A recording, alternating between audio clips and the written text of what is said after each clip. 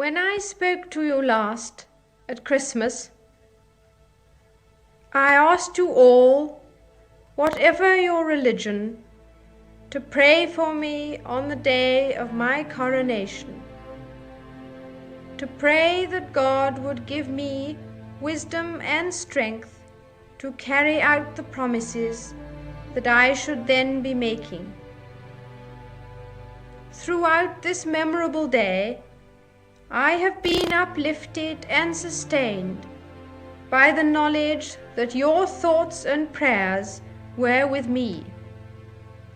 I have been aware all the time that my peoples, spread far and wide throughout every continent and ocean in the world, were united to support me in the task to which I have now been dedicated with such solemnity.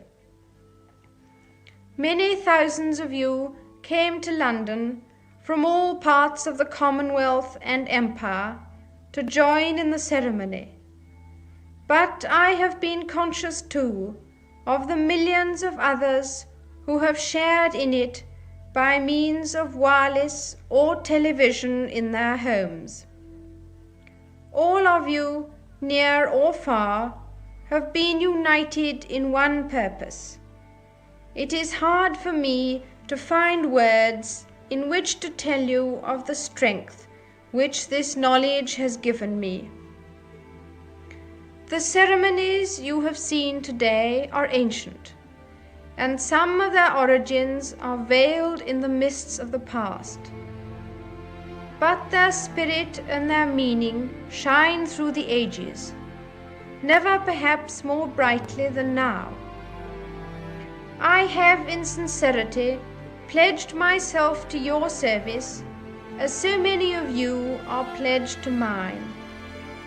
Throughout all my life and with all my heart, I shall strive to be worthy of your trust. In this resolve, I have my husband to support me. He shares all my ideals and all my affection for you.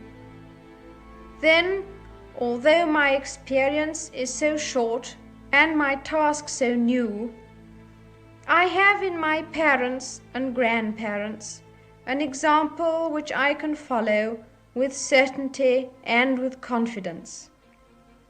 There is also this: I have behind me not only the splendid traditions and the annals of more than 1,000 years, but the living strength and majesty of the Commonwealth and Empire, of societies old and new, of lands and races different in history and origins, but all by God's will united in spirit and in aim.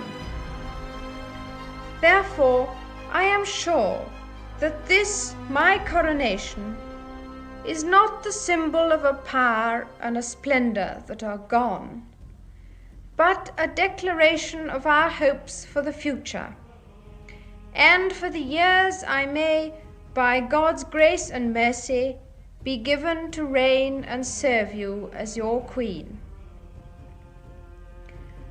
I have been speaking of the vast regions and varied peoples to whom I owe my duty.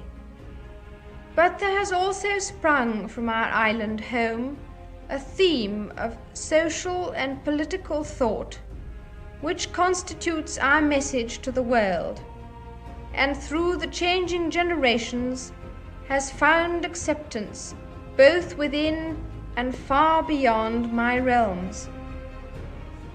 Parliamentary institutions, with their free speech and respect for the rights of minorities, and the inspiration of a broad tolerance in thought and its expression, all this we conceive to be a precious part of our way of life and outlook.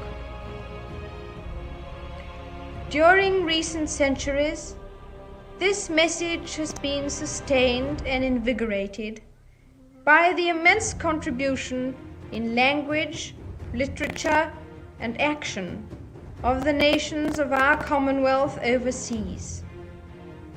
It gives expression, as I pray it always will, to living principles as sacred to the Crown and monarchy as to its many parliaments and peoples. I ask you now to cherish them and practice them too. Then we can go forward together in peace, seeking justice and freedom for all men. As this day draws to its close, I know that my abiding memory of it will be not only the solemnity and beauty of the ceremony, but the inspiration of your loyalty and affection. I thank you all from a full heart. God bless you all.